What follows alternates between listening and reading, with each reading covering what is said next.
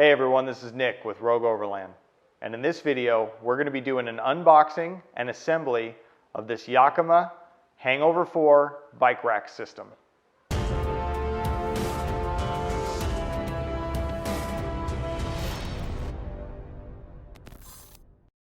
If you frequent this channel, then you know that we usually get out adventuring in off-road vehicles. So we do some rock crawling, we like to get out on the overland style camping trips, but we also like to get out on the bikes. We do some gravel biking, we do a little bit of downhill mountain biking, and then we do a lot of cross-country style mountain biking. So with the adventure van build, which if you haven't seen that, that's the NV3500 that we're building into a van that's designed for adventuring with kids. You can click up here and there's a playlist for that. You can kind of get caught up. But with that adventure van build, Yakima reached out and said, hey, can we get you one of these bike racks for hauling the bikes around? And we said, absolutely. So what we're going to be doing in this video is we're going to be doing an unboxing and assembly of this Yakima Hangover 4. When we've had plenty of time with it, we usually like to use things at least 30-40 times before we give our review videos on them, so that we can give just the solid information about what we've experienced in all our travels with equipment. So we'll be doing a full review on it later down the road, but for now, let's get into it. We're going to be doing an unboxing and assembly of the Yakima Hangover 4. So as you can see, sturdy packaging on this thing. Tons of tape on the back. It showed up, no problems at all, no damage. So it's packaged very well so that when it's shipped, it's safe.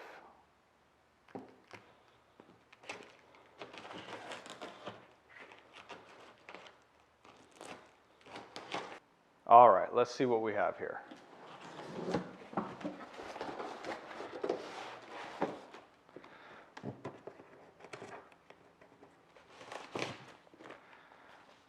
Some instructions. Sometimes those are useful.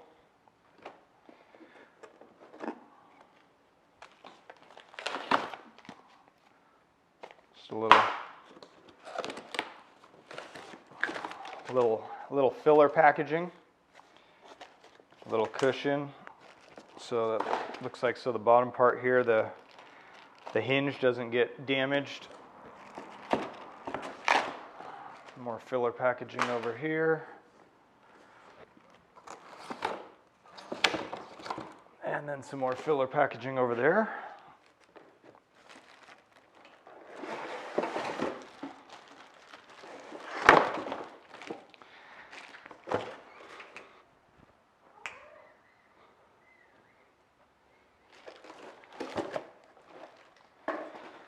So there's your hitch spot.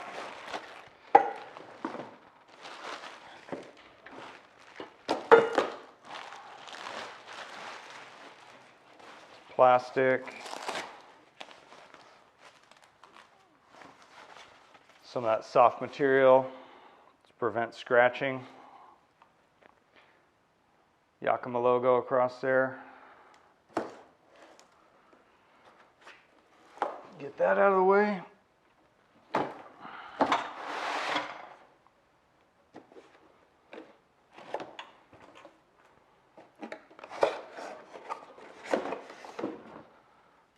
And then one of the bars, top or bottom, not sure, for holding the bikes. Some more. This is packaged really well. I mean, just all kinds of filler pieces to provide a tight fit inside the box. So well thought out there. Another piece for the bikes, either top or bottom.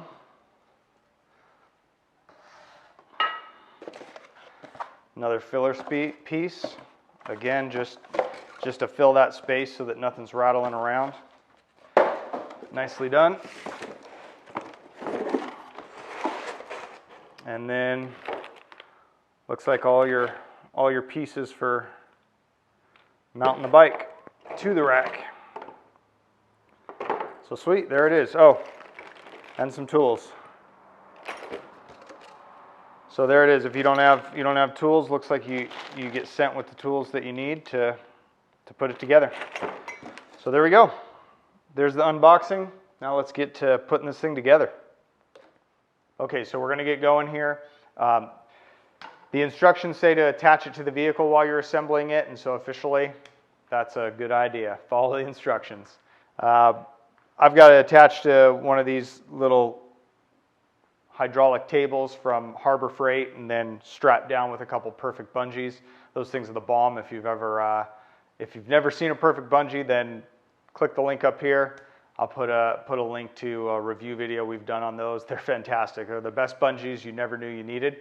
But anyway, so here we go. So the first thing it's saying to do is put the top bar on the mast, and it does say to make sure that the red dots face the same way towards the vehicle.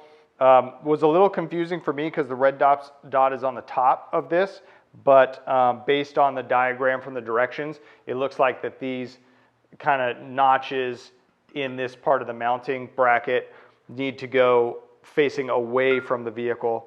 So you'll have that set there, and then you'll take your bolt, and it basically goes a bolt and a washer through, then a washer, then your nut. And they're going to have you torque these down to, I think it was 11 foot-pounds, it says in there. And then after you've torqued it down, then lock it down with the nylock nut. So it's cool, they've got double bolt there, double nut there to make sure that it's not going to get backed out. And you'll do that for both of those bolt holes on this mounting bracket. All right, so the last step on this process here is once you have those two, you have the nut and then the nylock nut on each other. You basically just want to turn them into each other just to make sure they're nice and snug. So the nylock's going to go in a tightening direction, and then the regular nut on the inside is going to actually go in a loosening direction. And so by backing those into each other snug, it's basically going to lock them down, and especially with the nylock, so that they won't rattle off and come loose. So the next step is to secure each of the 4 cradles. And I have that first cradle set on there already, and as you can see, the little nubs go towards the rear, facing away from the vehicle, and then the plastic straps go closer to the front of the vehicle. And you're going to attach those with the Allen bolts that are already in the cradles, and it says to put them to 2.25 foot-pounds. I threw a little bit of blue thread locker on there just to be safe. And yeah, snug them down. So we'll go ahead and throw the rest on and go from there.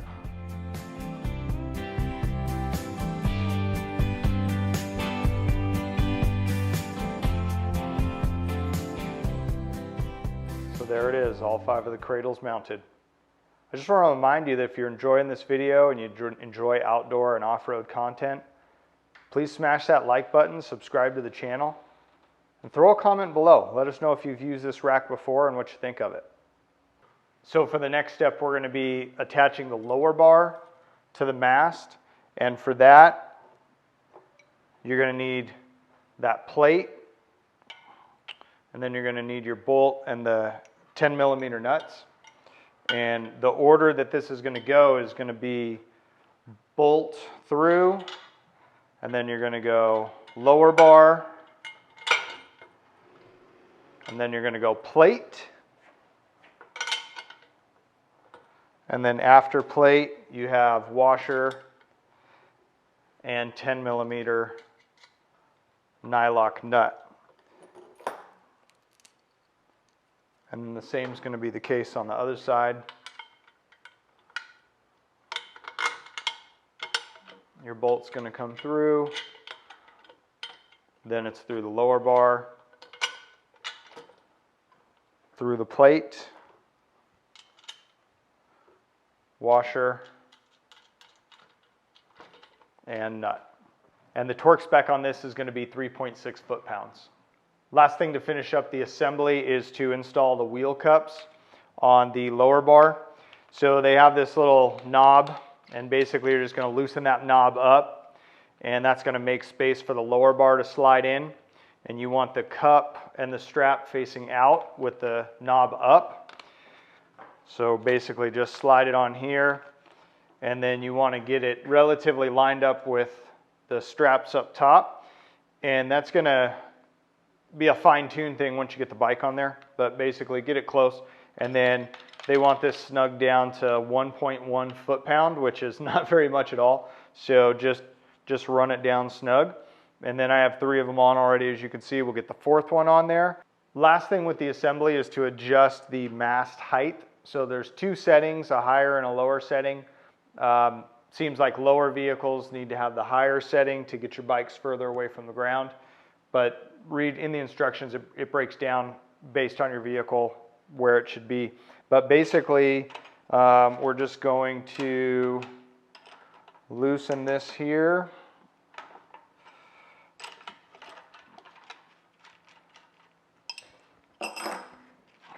And then once that's loose, runaway nut and washer. Once that's loose, you'll just raise this up. And then, there, like I said, there's a higher and a lower setting. The Adventure van is pretty tall with that icon lift on there. So we're gonna go for the lower setting. We'll see how that works. Grab my washer and my nut. We'll go for that lower setting, see how that works. And the instructions say 7.5 foot-pounds. So if you're torquing everything to spec, this will go to 7.5 foot-pounds. And that's just going to basically lock that mast at that height.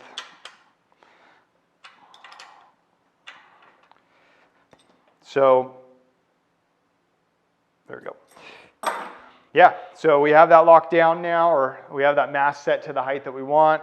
Locking bolt in, snug down, run the torque over everything, and then yeah, let's load up some bikes and see what it looks like.